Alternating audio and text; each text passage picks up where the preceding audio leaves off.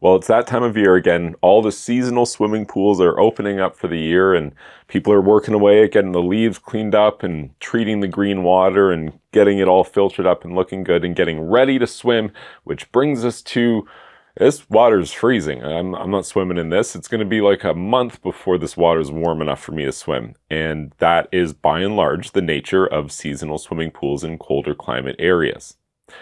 Those of you with a propane or a natural gas heater, I tell you what, that is your best bet to get early heat in a swimming pool. To a lesser degree, a solar heater or an electric heat pump. And the reason why is the solar and the electric heat pump, these are kind of like your low and slow ways towards heating a pool. It's more efficient and sometimes free with a solar heater, but it lacks the raw power of the gas fired pool heater. I always joke about pool heaters to owners. Oh, do you see that slot there in the front of your natural gas pool heater? Well, that's just for feeding $100 bills into. And if you own one of these heaters, you know what I'm talking about. It can get awfully expensive running them. And so how do you get cheap heat for pools? Like, you want to go swimming, you can't buy a natural gas heater or a propane heater, whether you can't have one in your area or you just don't have the money for this kind of crazy business. Most people don't go that way, because if you have that, you're already good. You have the early heat, you know what to do. If you don't have that, which is like a lot of people, at this time of year, you know, all the Facebook forums and social media gets flooded with swimming pool owners doing stuff like taking trash bags, black trash bags, and just floating them on the surface of their pool, and other harebrained things. There's always stuff like somebody builds like a pool heater with your barbecue, running like a series of copper tubes through a barbecue and running the propane and stuff like that. And like, I mean, stuff like that could work. If you're nifty enough to do something like that safely, then I mean, all the power to you. Probably film it and put it on YouTube. People would love that. For most people, that's not going to work. And as far as like the trash bags go, it's kind of what I'm addressing with this video. Like, let's just peel away the, you know, the hack and the viral video nature. What actually works? What should you focus your money on and your effort on in terms of getting this pool warm, aside from buying a natural gas or propane heater? So first and foremost, that black plastic bag thing, is it like there's merit to this? It actually kind of works a little bit, but probably not in the way that you're expecting. You're expecting it's black, it's absorbing the heat from the sun, whatever, and to a small degree, I'm sure it is. But you know what else it's doing? Is it's preventing evaporation of the surface water. And that's significant. It's actually super significant. When I was studying this, getting my certified pool operator training, we learned that 95% of the heat loss in your pool happens through evaporation at the surface level of the water. Only 5% is convection and radiation and conduction through the walls and floor. So it's like all of it. It's like all of the heat is lost through the surface of the water. But then consider this. It's like having a house with no roof on the house, right? Not going to be a very efficient house. That's what a swimming pool is. And view that as the swimming pool owner. You have a house, you know, like a house, a pool with no roof on it. And if you put a roof on the house, wouldn't you know it, it's going to make a huge difference on how efficient your house is and how warm it is when you're sitting there watching TV or swimming in this case. And that's where those black plastic bags work. But here's the thing. You have a swimming pool. It's a massive luxury, super expensive. Hey, why don't we just like rip up garbage bags and throw them in the pool? Hey, why don't you just like, I heard floating a bunch of dirty socks in your pool will marginally increase the temperature of the water. Why don't you do that too? Or here's an idea. Let's buy a solar blanket for the pool. And here's why you should do it. I'm not being elitist or anything here. This is one of the lowest cost, highest performance efficiency upgrades you can make to any pool. Now, if you have to buy the big roller and stuff like that, okay, we're getting into some more money here, $1,000 or more maybe if you can't find one on sale somewhere. But just the blanket itself, $100, $200, depending on the size of your pool and the quality of the one you're buying. Like, don't super invest in them. They don't really last 5, 10, or 20 years, like 1 to 3 years. If I get that out of my solar blanket, I'm pretty happy with that, especially if you didn't have a roller. Like, the roller helps you to not beat the thing up. If you have to like drag it off the pool, and don't put it in a big pile, but like accordion fold, it would be ideal. So then you can just grab it and walk out again. That would be the best for something like a solar blanket.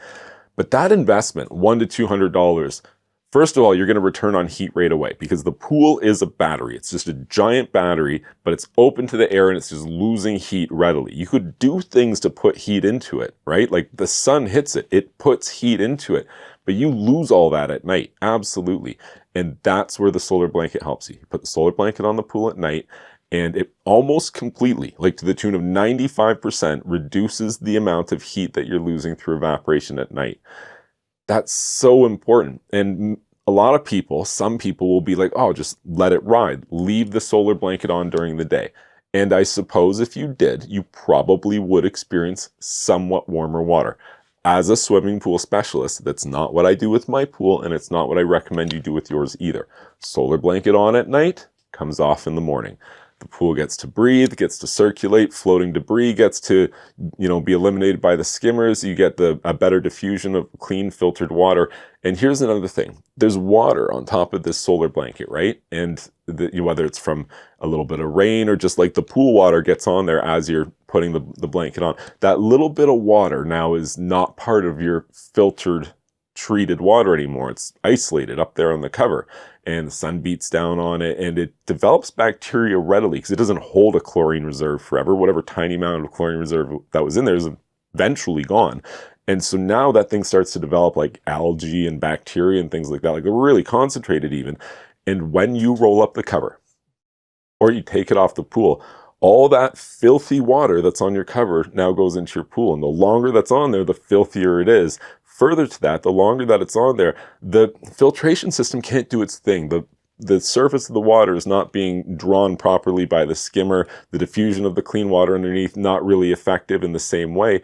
And as a result, it's just not a benefit to you. You might get some very short-term gains in terms of a couple of degrees of heat, but you're compromising things like your chemical efficiency and your filtration efficiency of the water. You're going to be using more chemicals, making more chemical adjustments, things like that. So you got to weigh this out. And my personal take here is you put the solar blanket on the pool at night, you take it off in the morning or during the day, and you get almost all the benefits, almost none of the drawbacks. The cover lasts a lot longer. Like there's benefits to be had here. And again, our investment is very minimal here. If you want like the best, warmest water you can get for the cheapest possible investment, don't use trash bags. Get just one of these bubble covers, right? Like a solar blanket for your pool.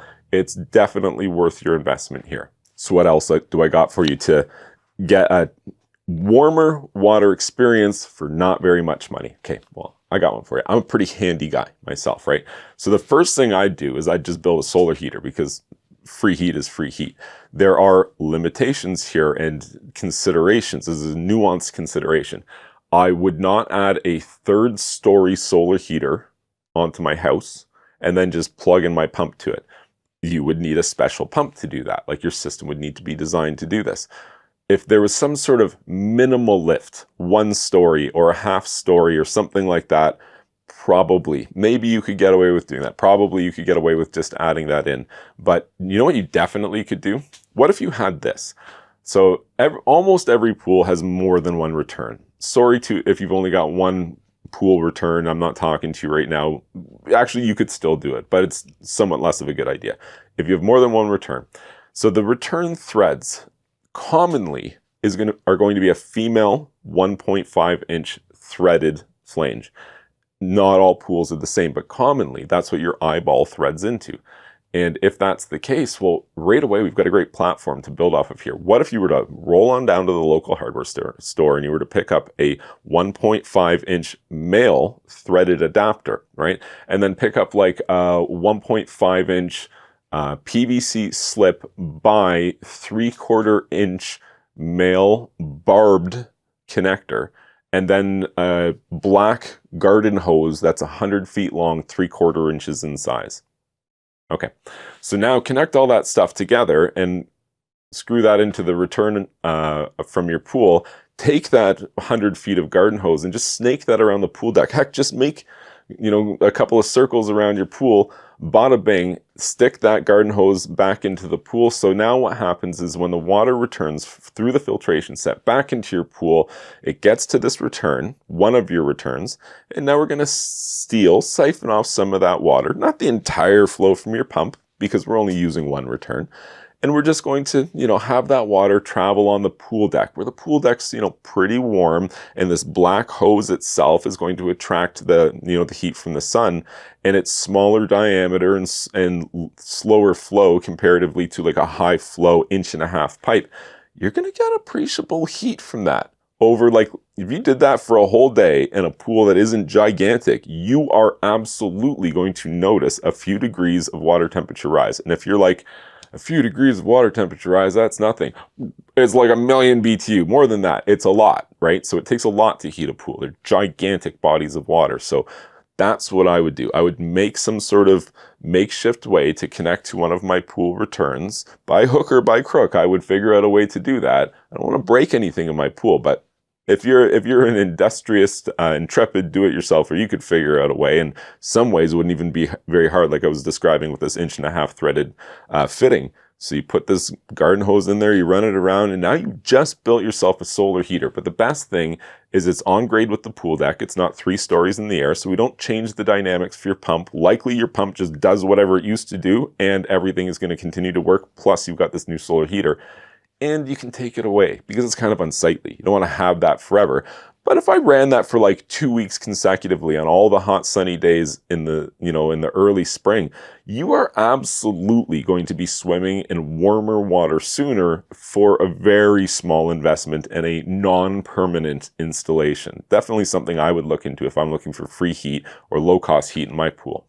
So that's what I got. Aside from some crazy wood fire home-built contraption, which I don't really recommend, I think a solar blanket is a really, really, really solid investment. That's something that every pool owner should be looking towards, really bar none, but especially if you want heat early on in the year. And the next thing I would do is I would find some way to get some sort of benefit from the fact that the sun's up there. It's doing its thing. If you could just collect a little bit more of that heat, that's going to pay dividends in terms of warming up your water, and you're not going to be paying for that heat specifically other than whatever material costs. And maybe you even got these materials sitting around. You can just build this with the things that you have. That would be ideal. If you found this information helpful, please be sure to like this video, subscribe to my YouTube channel, and you can check out my website, swimmingpoolsteve.com.